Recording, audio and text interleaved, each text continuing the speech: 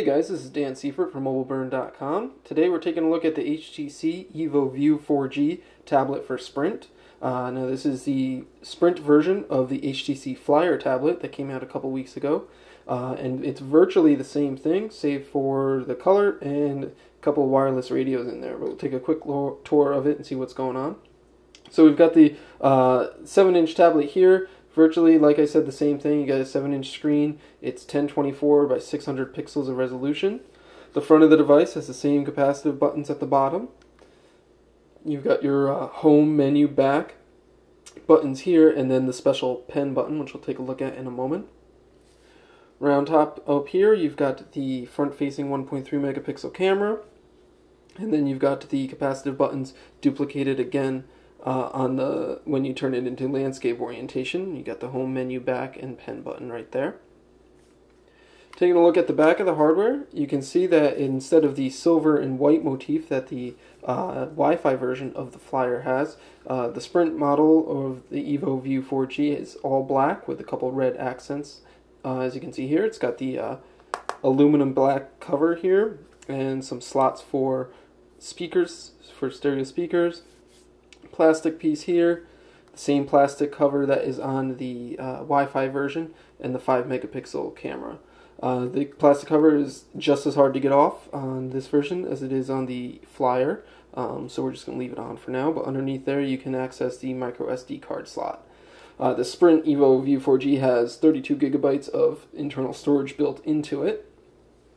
And then you've got your power switch here and your 3.5 millimeter headphone jack. On the side, you've got the volume up and down rocker. On the bottom, you've got your micro USB charging and sync port. The other side is flush. There is nothing there, of course. So it's still the same exact hardware as we saw. It's a very solid feeling. It's a pretty heavy tablet, but for most 7-inch tablets in this size, generally, it's about the same weight or so in the hand. It's a little bit thicker than other tablets that we've seen on the market. It's certainly thicker than an iPad 2 and thicker than a BlackBerry Playbook, which we'll take a look at in a moment, about 13.2 millimeters thick. But it doesn't feel too bad in the hand because of these nice tapered edges, as you can see here.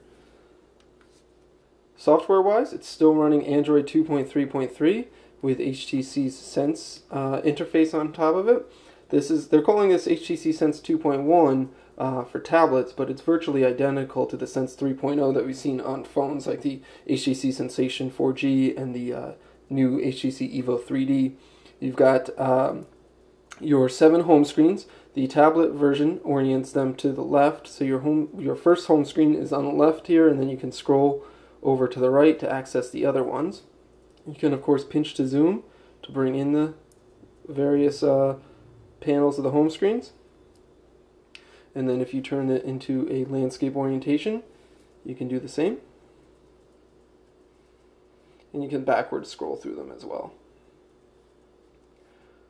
Now the EVO View 4G is powered by the same 1.5 gigahertz single core processor that we saw on the Flyer. It's got 1 gigabyte of RAM as well. So it's pretty fast, but you don't really notice too many hang-ups or slowdowns, even though it's not a dual core processor.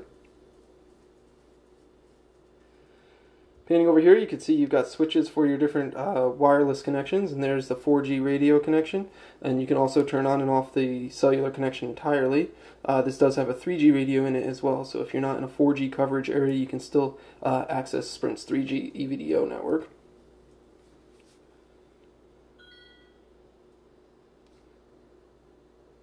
The app tray is exactly the same as we saw on the Flyer and in the EVO 3D and Sensation 4G. It's vertically paginated, which kind of drives me nuts because I can't just smoothly scroll down quickly to the bottom if I want to. I have to go through the steps, which it's kind of counterintuitive. It kind of slows me down when I'm using it, to be honest with you. Sprint hasn't put too many extra apps on here that over what we saw with the Flyer. There is a couple Sprint-specific ones. You've got Sprint Zone there, and then Sprint Mobile Wallet and Sprint Radio. But other than that, there really isn't too much. There's a Need for Speed Shift there, and the Blockbuster application. But other than that, the rest of the apps are all provided by HTC, which is a fair amount to begin with anyways. You got the HTC Watch app. Oh, excuse me, then we also have the Telenav GPS Navigator app that Sprint has put on there. Another thing that's been driving me kind of nuts with the latest version of Sense is the notification bar. It's really nice to have the quick settings in the notification bar and the shortcuts, but in order to access them, you have to pull the bar all the way down. And that includes accessing your notifications. With many Android phones, I can pull the bar down about this way, and I can get a quick idea of what my notifications are and what they say, and then ignore it. But with the latest version of Sense, I have to pull it all the way down to see the notifications, which is kind of annoying. One thing that is different than the Flyer with this is because since it has a cellular connection, you can, of course, send and receive text messages on it. So it's got HTC's messaging application here, which is very good. Very excellent messaging application. It's very attractive. You got your threaded messaging going on here. You can see your conversations in a threaded view. Works in landscape mode as well, and you can see you've got a two-pane mode here. If we had more conversations, we'd be able to scroll through them and select them here and then see them on the right-hand pane here. Tapping that allows us to type in a reply.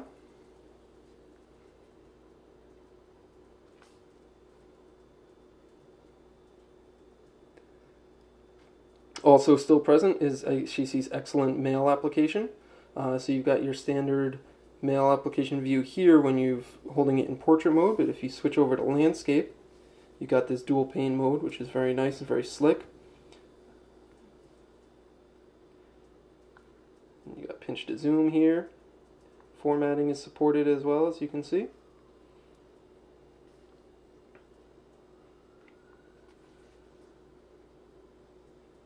The browser is identical to the one that's on the Flyer, so it works in both portrait and landscape, of course.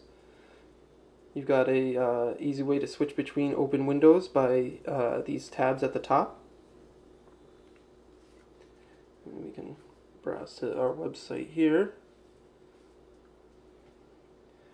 Unfortunately, it still has the same issues that we saw on the Flyer with flash embedding.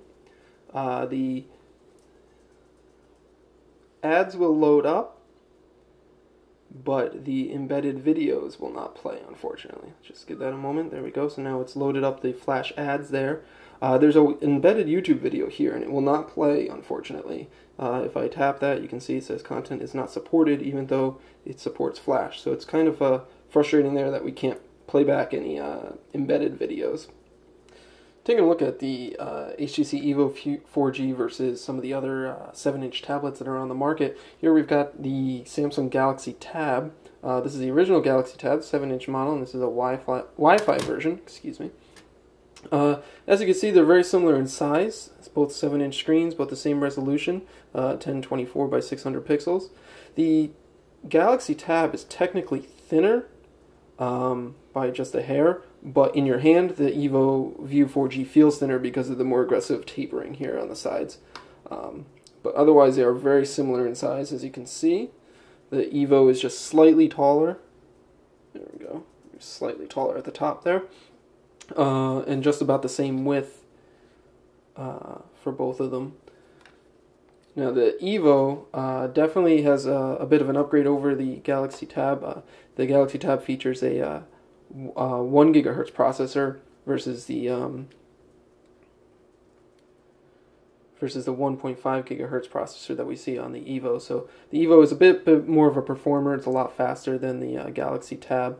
And also the HTC interface is a bit more complete than the interface that Samsung has done for the Galaxy Tab. And since we're comparing 7-inch tablets, we're taking a look at the EVO 4G versus the BlackBerry Playbook. Now the Playbook definitely has more lust-worthy hardware, I guess you could say. It's certainly thinner than the EVO View 4G. And they've got the same pixels and same size screen. The Playbook has the dual-core processor, so it's a little bit snappier as far as functions go and processing, opening applications, stuff like that. And the BlackBerry OS is definitely better for multitasking, but the EVO definitely takes a cake here as far as applications go and usability, just because you can do so much more with the applications that are available for the EVO 4G, so or the EVO View 4G, excuse me. So in my mind, I think I would rather stick with the EVO View 4G over the BlackBerry Playbook right now, just because of there's so many more applications available to it, and so much more that you can actually do with it.